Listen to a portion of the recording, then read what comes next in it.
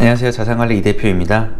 오늘은 월급이 통장을 스치고 가시는 분들을 위해서 월급 관리하는 방법에 대해서 간단하게 설명을 드리겠습니다. 이 5가지만 잘 하셔도 아마 월급 관리하는데 큰 도움이 되실 거라고 확신합니다. 첫 번째로는 내 월급의 최소 50%에서 70% 정도는 저축을 하라라고 하는 겁니다. 이게 왜 중요하냐면 사람들은 월급이 들어오게 되면 어떻게 어느 정도의 저축을 해야 되는지를 모르시는 분들이 꽤 많이 있습니다.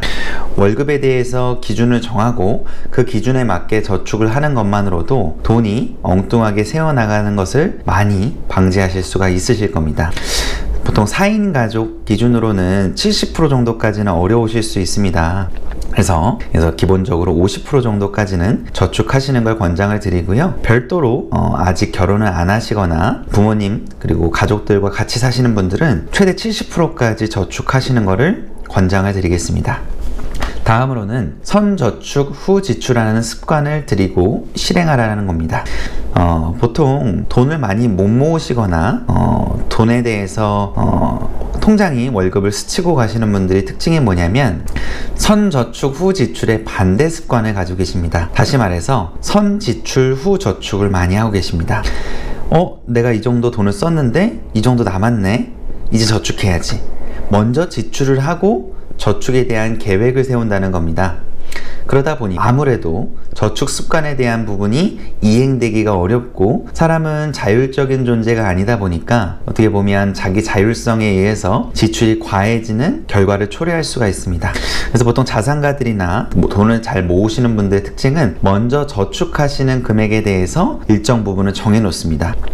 먼저 저축하고 이 정도의 금액이 남으면 그 금액을 가지고 효율적으로 사용을 하시는 게 보통은 자산가들 그리고 돈을 많이 모으신 분들의 특징이라고 보시면 됩니다. 선저축 후 지출을 한다고 해서 되게 궁핍하고 되게 어렵게 생활하는 것도 아닙니다. 하고 싶은 것도 다 하면서 여유롭게 생활할 수 있는데 중요한 거는 이 프로세스에 대한 부분이 먼저 저축을 하냐 먼저 지출을 하냐에 따라서 많은 부분이 달라질 수 있습니다.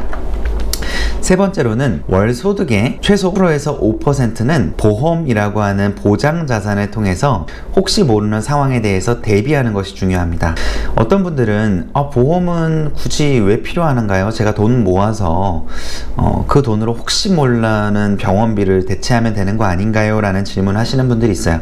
물론 일리가 있는 이야기입니다. 저는 효율성을 중요하게 생각하는 사람이다 보니까 물론 돈이 엄청나게 많은 사람은 하실 수도 있어요. 근데 이 표를 보시면 자, 보험과 일반적으로 저축을 해서 모은 자산은 선취 자산과 후취 자산으로 나뉘는데 그 모은 돈으로 혹시 모르는 상황에 대비하면 되지 않을까요? 라고 하시는 분들은 이 후취 자산을 말씀하시는 겁니다. 내가 예를 들어서 지금 현재 25살인데 이렇게 55세 정도 되면 많은 돈이 이렇게 모였겠죠. 45세, 55세 이렇게 되면 많은 돈이 모였을 텐데 예를 들어서 20대 후반 혹은 30대 초반에 정말 예상치 못한 질병이나 상해들 교통사고가 난다든지 갑자기 어디가 아파서 병원에 갔는데 수술을 해야 된다든지 이런 상황이 발생하면 이 앞단에서는 돈을 모아 놓으신 게 많이 없잖아요. 그렇기 때문에 열심히 저축 및 투자 계획을 세우셨다고 하더라도 그 계획이 다 무너질 수가 있습니다. 근데 반대로 이 선취자산은 뭐냐면 내가 보험이라고 하는 거는 선취자산이라고 하는데 보험을 가입하는 그 순간부터 보장자산이라고 하는 게 쌓이는 겁니다. 예를 들어서 우리 암보험이라고 얘기를 해볼게요.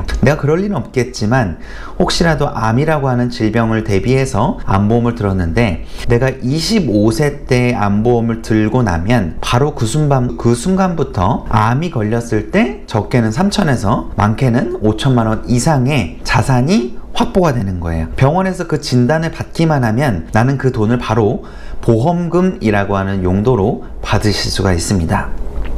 그래서 보통 일반적으로 제가 회사 대표님들 이런 분들도 많이 만나보지만 그런 분들도 이런 보장자산에 대한 부분을 잘 준비하시는 분들이 많습니다. 그분들은 돈을 허투루 쓰지 않고 효율적으로 운용하시는 분들이니까요. 네 번째로는 자산을 분리하고 쪼개고 현금 흐름을 파악할 수 있게 보는 게 매우 중요합니다. 우리 흔히 한때 유행했었던 4개의 통장이라는 책도 있었죠. 자, 4개의 통장이라고 하는 책을 요약을 해보면 통장을 말 그대로 통장의 용도와 쓰임새에 맞게 구분하라 라는 뜻입니다. 왜 4개의 통장이라고 구분하냐면 월급이 들어오니까 당연히 월급이 들어오는 통장이 있어야 되겠죠. 월급이 들어오는 통장을 따로 구분해 놓는 이유는 은행에서 월급 들어오는 통장이 하나 정도가 있으면 주거래은행의 혜택을 받으실 수가 있는 게 있습니다. 나중에 적금을 가입하더라도 높은 이율을 받을 수 있기도 하고 대출을 받을 때 우대금리로 대출 혜택을 받으실 수 있는 부분이 있기 때문에 주거래은행은 반드시 필요합니다. 두 번째로는 투자통장이 필요합니다.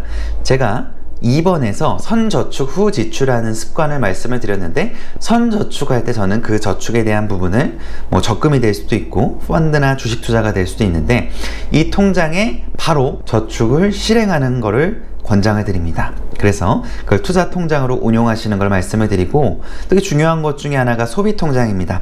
소비 통장은 내 스스로 생활비, 용돈을 준다고 생각하시면 돼요.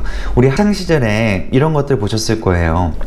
부모님한테 용돈 받아서 아마 생활하셨을 겁니다. 그런데 그 용돈 안에서 어떻게 보면 알뜰살뜰 잘 생활해서 다음 용돈 때까지를 기다리죠. 근데 성인이 되고 내가 실제로 급여를 받기 시작하면 그게 통제력이 다 나한테 있고 내 자율 의사에 의해서 이루어지기 때문에 돈을 허투루 쓰는 경우들도 있어요. 그리고 돈을 허투루 쓰지 않더라도 이 소비통장에 대한 개념이 없다 보니까 돈이 어떻게 쓰여지는지를 잘 모르시는 분들 많습니다. 이 소비통장을 조금 더 효율적으로 사용하시는 꿀팁은 가계부를 쓰시는 건데 가계부를 쓰실 시간적인 여유가 없으시다라고 하면 뱅크샐러드라든지 이렇게 소비 패턴을 분석해주는 어플을 사용하시는 걸 권장드리겠습니다.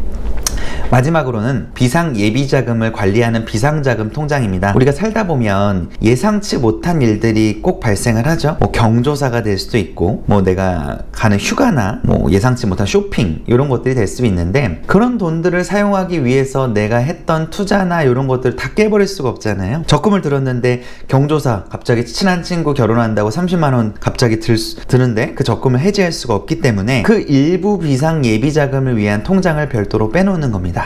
제가 나중에 금융상품 탭에서도 설명을 드리겠지만 이런 비상예비자금을 만드는 통장은 CMA 통장이라든지 파킹통장, MMF 통장 같은 하루하루 이자가 붙는 방식의 통장을 이용하시는 게 좋습니다.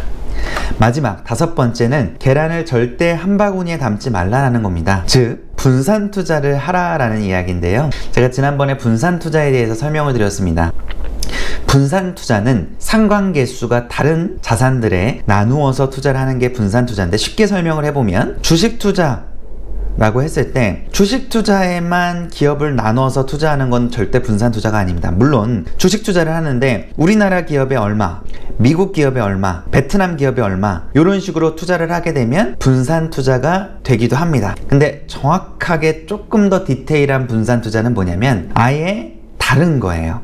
내가 주식 투자에 얼마, 부동산 투자에 얼마, 예금성 자산에 얼마, 채권형 자산에 얼마, 달러 자산에 얼마, 금 자산에 얼마 이런 식으로 자산의 상관계수가 다른 거.